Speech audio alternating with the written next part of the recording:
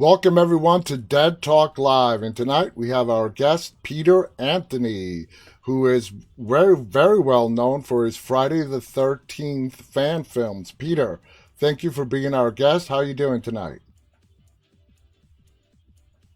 Can you hear me? Good. Thanks for having me on this Friday evening. Yes, Yeah, can you yes. hear me? Yeah, we can hear and see you perfectly. So let's get right to it.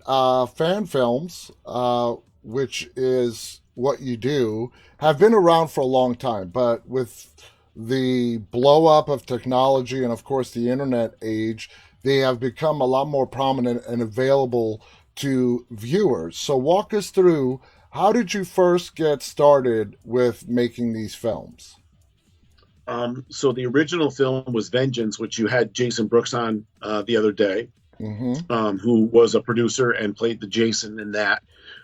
Long story short, the big part of these fan films is the fundraising. So really, the fans is connecting and tying in with the fan base so that you can get the proper funds to make the movie. And that's like you said, that's what took it from Johnny in his backyard with his phone to getting really nice equipment and trying to make a Hollywood style film to the best of our ability, obviously.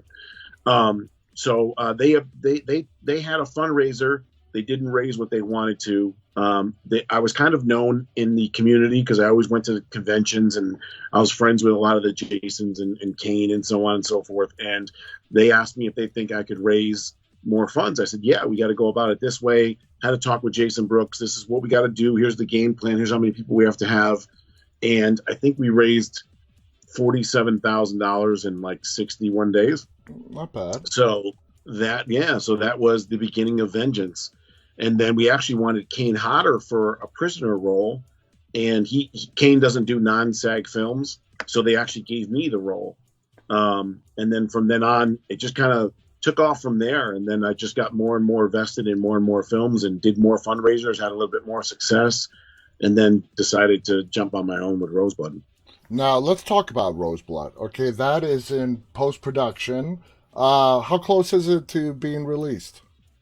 We are adding score right now. So it releases November 29th at 8 p.m. on YouTube. We have a premiere physically in Connecticut on the 28th, but to the rest of the audience, the 29th. Nice. So when it came to Roseblood, would you say that so far has been the film that you were able to raise the most funds for? Up to Yeah, the we raised we raised 52 grand in a 45-day fundraiser, and then we raised around 16 grand in a 30-day fundraiser after the movie was done.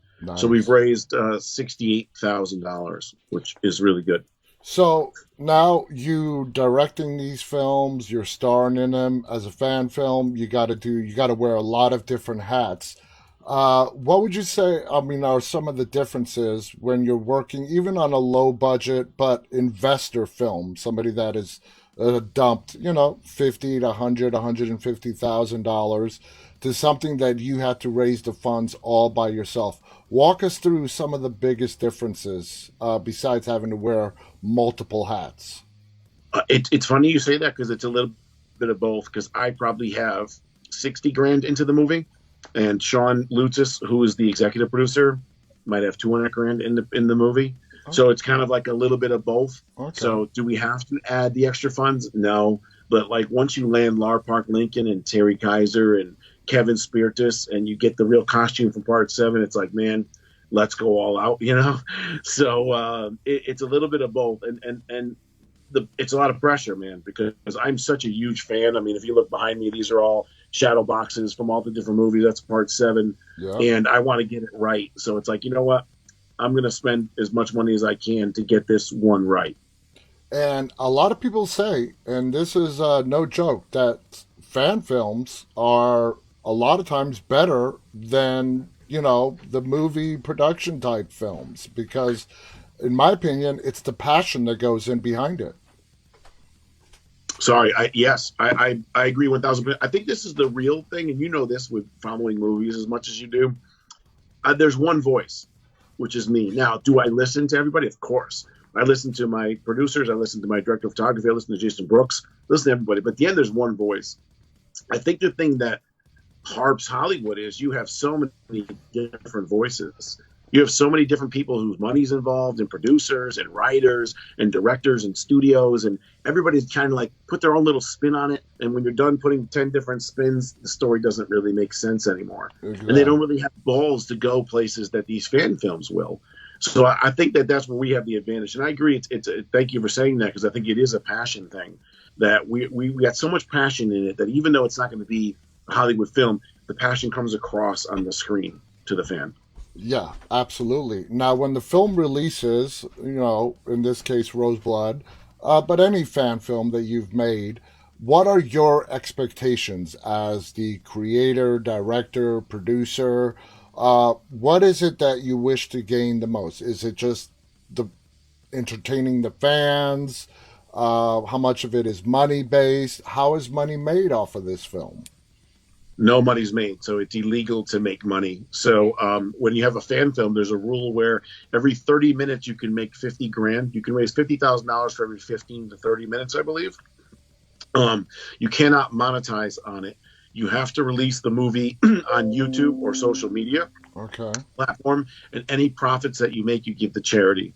So Roseblood, Vengeance One, we gave $27,000 to the Shriners Children's Hospital, and I gave my stepson, who's no longer with us. He's with us in the world, just not with me. We gave a couple $1,000s to his college fund. That was the charity for this one. Very, very nice. So for you, it's not money at all. It's just the love for the Friday the 13th in this case, and the love of filmmaking.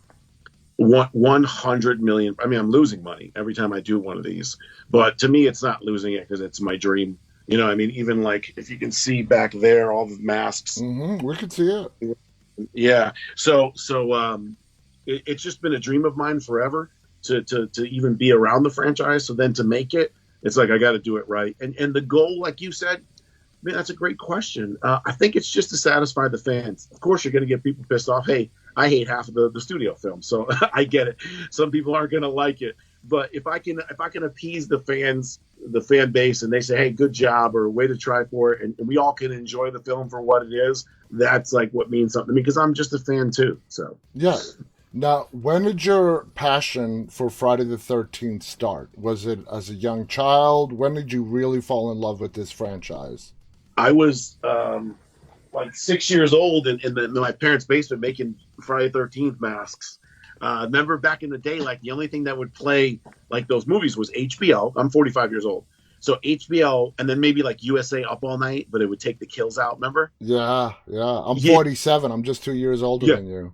yeah. So like HBO was like the only thing. And so HBO, we didn't have it in our rooms with my parents. So it was downstairs. So I'd have to sneak downstairs. And like this generation's different. Horror is like sexy now. Yeah. Where like back when we were young, our parents didn't watch horror like that. It wasn't like cool to be like you're almost a weirdo. Yeah. Yeah. So to me, I was like 5 years old making little masks and sneaking downstairs and watching all the Jasons on HBO. So man, I've literally been like a super fan for as long as I have a memory. So when you take like the 80s slasher films, of course you have Michael, Jason, Freddy. I mean, obviously Jason is, I would say, your favorite. Where do the other two like big slashers stand in your heart? Like the Michael Myers and the Freddy Kruegers? Um, it's so weird because Freddy is the more intelligent one. I'm a former fighter, so I've trained MMA and fought and mix in a whole bunch of street fights. So like I love the Michael and the Jason aspect, but I also love like the mental warfare of Freddy, Mm-hmm. where it's like he can bring you in his realm and you can't do shit about it, and he's gonna talk shit to you. But I gotta have Halloween second, Jason, Friday 13th, Halloween, and then Nightmare on Elm Street. But I mean, if you think about scariest films ever, it's probably Halloween one and then Freddy one right after that. Yeah, yeah. The original Nightmare on Elm Street was really scary. Was really Yeah. scary. Uh, Now, in the Friday the 13th franchise, rate your top three films because God knows there's been plenty of them. Well, what would you say is your favorite? I'm gonna do my top three, but you're gonna do your top three after that. How's that? Okay. All right, all right. Number four is number one. It's right over here. Ted White, Adam signed the knife. Then number six, and then number seven. That's for me. For me, it's We Share the Same Number One, Part 4. I love the final chapter, which of course was not the final chapter. Then Yeah. I would have to go with the original, Okay. Friday the 13th. And then after that, it gets really hazy. But I really enjoyed part three. I You like know, threes right there too. part three had some great kills, and it was a 3D film too. Yeah, which was groundbreaking. Remember how she's in the cot and she's reading the Fangoria? Yeah. I also remember that great kill scene. Did you see it? Wow. That's That, awesome, man. You got a great collection. yeah, like I said, a super fan for sure. My favorite kill scene from part three, I forget the character's name, but when he squeezes his head and the eyeball comes flying right at you. Yeah, that was great. It's kind of cheesy when you look at it now, but it was still great then. It Yeah. was great. It was great. Now, you're known for your marketing prowess, especially from the sales world. How did you combine your sales experience into marketing a film? Oh man, you did your homework. Um, I do it all the time. So I'll speak with Jason Brooks and Sean, and I'll constantly like throw these sales analogies at them and stuff like that. So it's like everything's a visual world, right? So when you come up with these perks or these ideas, somebody's on their phone. Even though you think it looks good on your end, what are they doing? What are they seeing? So they're on their phone, either on the toilet or at work or in their car, and the visual thing has to grab them. The words have to be large, and like I said, what makes them reach into their pocket to give you money? Hmm. If you can't figure that out on that post, then you didn't do a good job on that post. Yeah. And not only what get their money, but what excites them, what makes them want to be part of the film. So that I've been in sales since I was 18, so 27 years. So I'm constantly in that mode. So I think it was beneficial for sure for me for marketing. And then the fact that I'm such a big fan with Friday the 13th, you have my marketing with sales for professionally, and then my love for the franchise. I think it was a good fit for me. Yeah. Now, you know, obviously you've got all this sales experience. You're a horror fan, especially Friday the 13th. When did you decide to pick up a camera and start doing this? Man, I've never picked up a camera, so I don't even know how to use the camera. So even though I've learned now, when I was going to make the film, I was going to ask Riley Lorden to make it. He hosts a successful podcast, Slashing Cast, Hmm. and he made Fall of Camp Blood. And I said, "Hey, man, why don't you direct this?" And he's like, "Why don't you direct it?" I'm like, "I don't even know how to turn on a camera." He's like, "You don't need to turn on a camera to be a director. You just got to be well organized, have a passion, and be able to put people together that are really good." I'm like, "I can do that." So Cody Newton, who's my director of photography, is the cameraman. Ryan Race, Riley Lorden, all them were the camera guys. So I did learn a lot while on set, but before then I didn't even know how to turn it on. But my success is only because of them. I say this 1,000 times. It's not cliche. It's a 100%. I didn't know how to turn on a camera.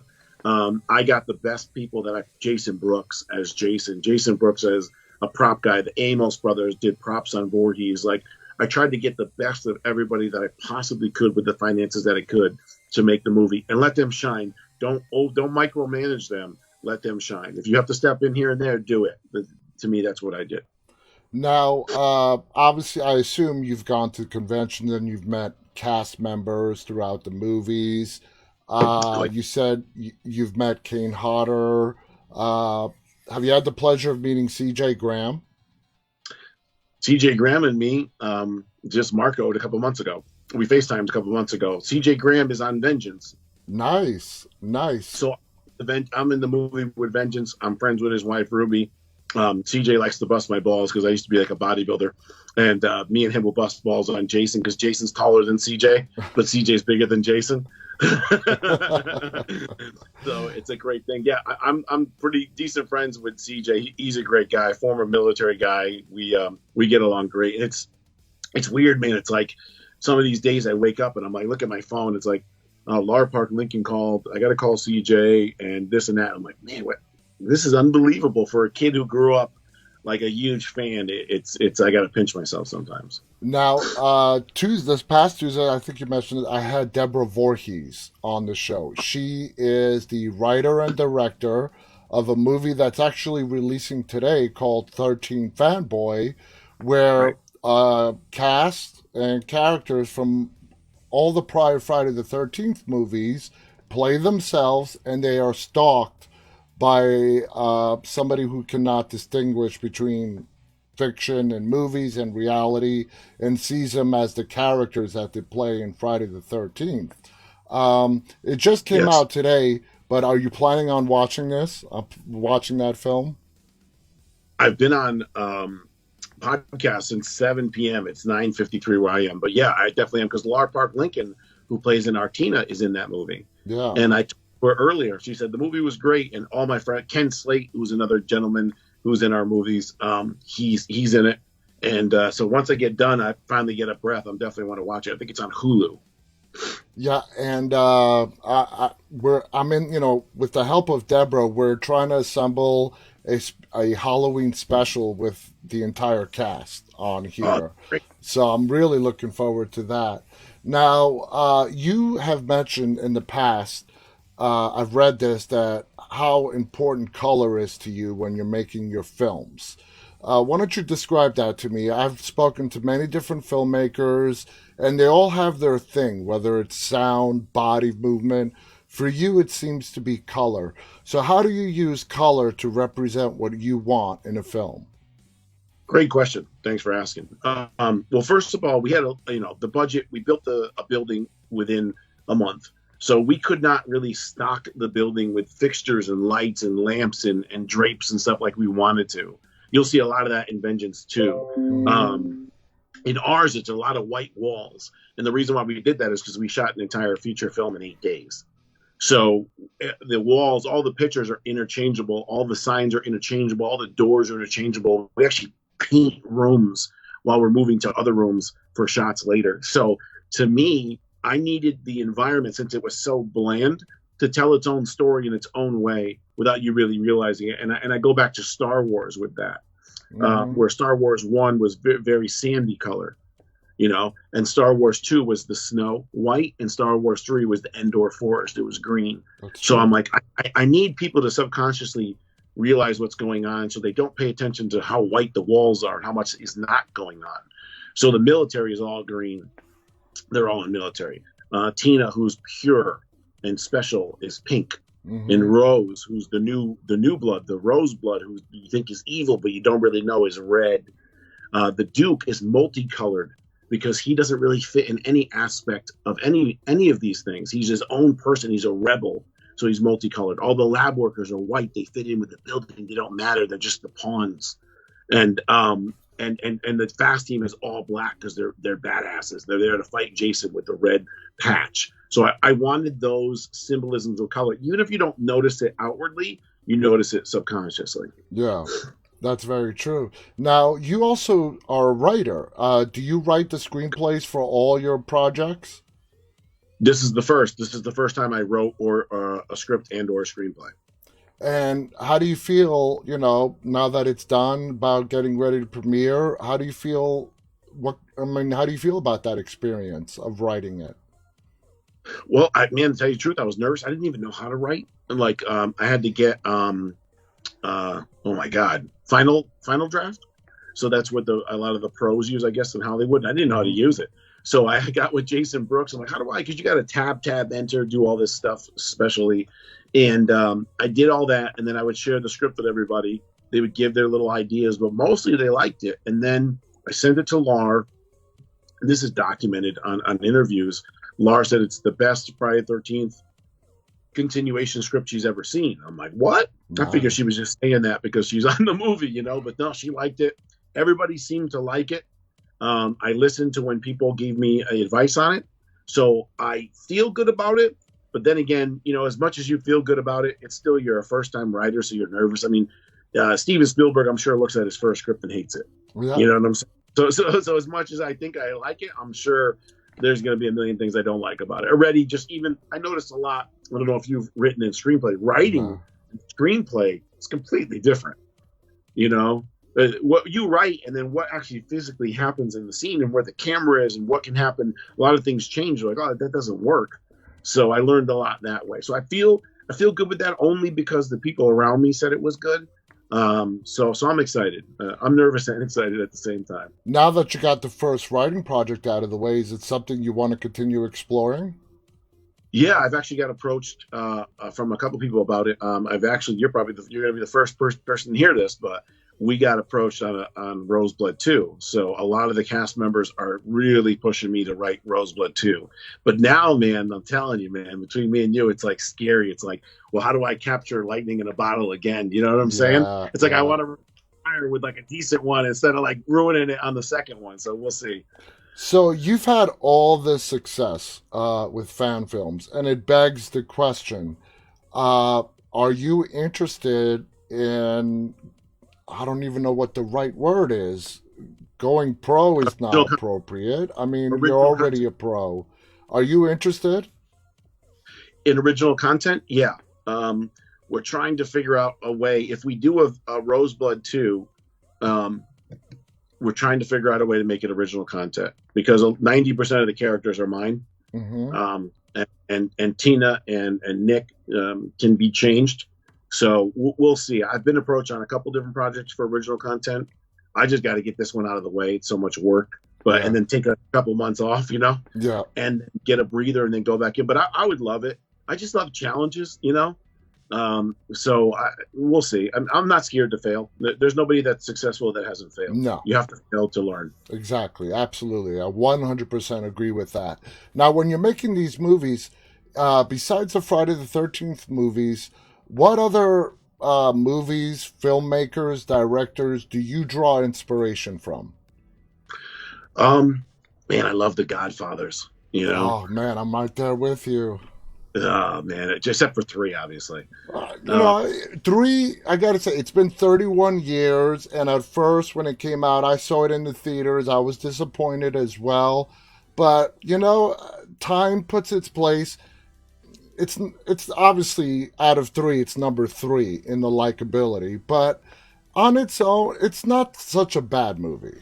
it just does. It doesn't. There's two things. One, Tom Negan should have been in there. Yeah, You know, he wanted. They said they paid Pacino 5 times more than him, and he said that's not fair. He's like, yeah, just give me 2 times more than me or 3 times more than me, and I'll do the film.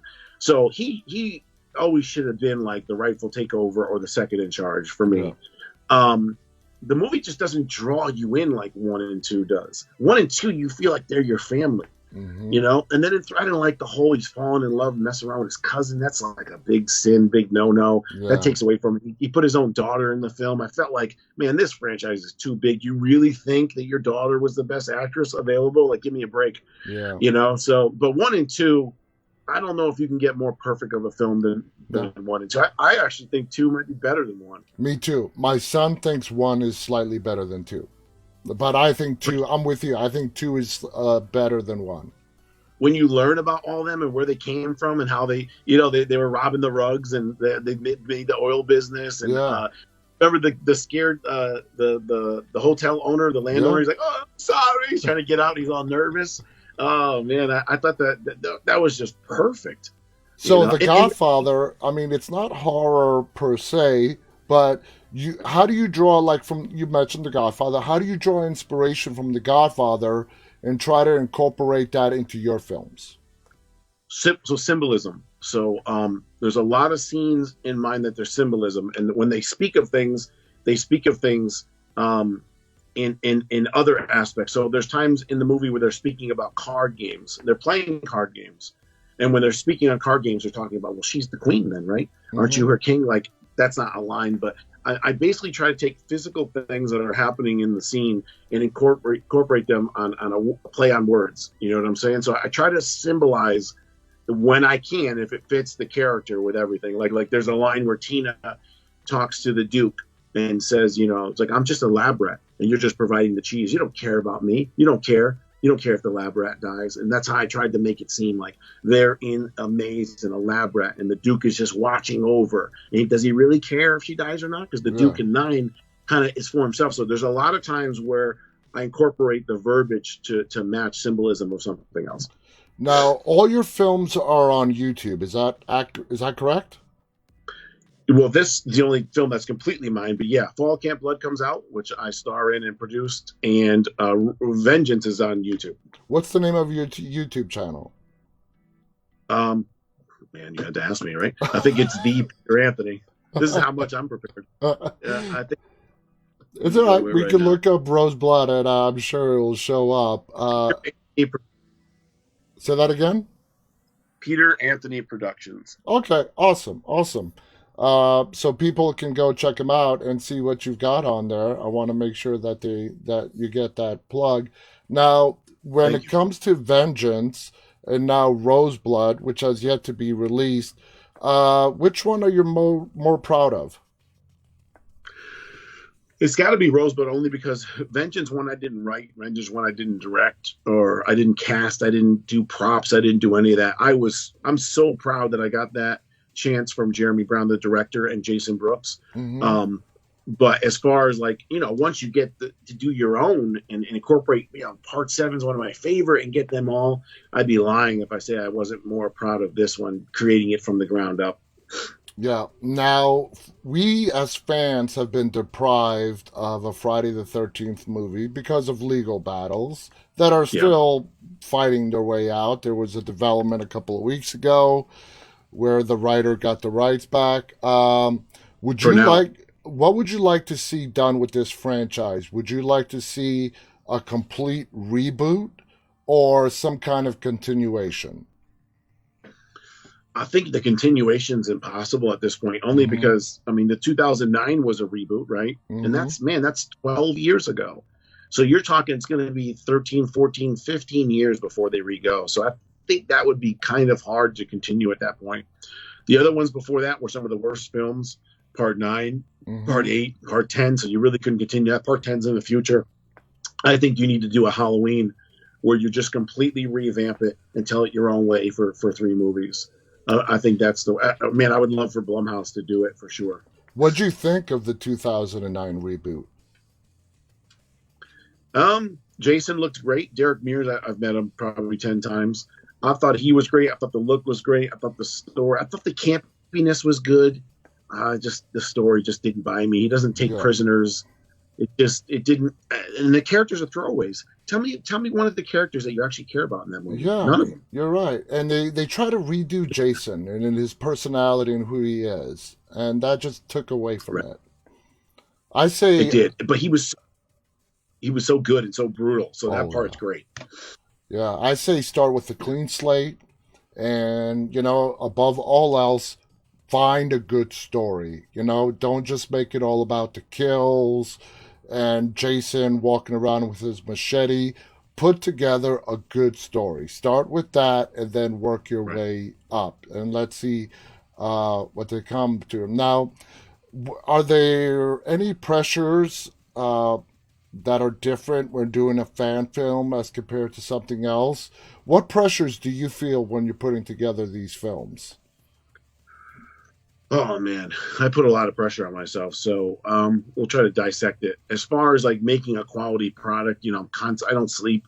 I'm constantly working on stuff. My entire room is just stuff for perks and for fans.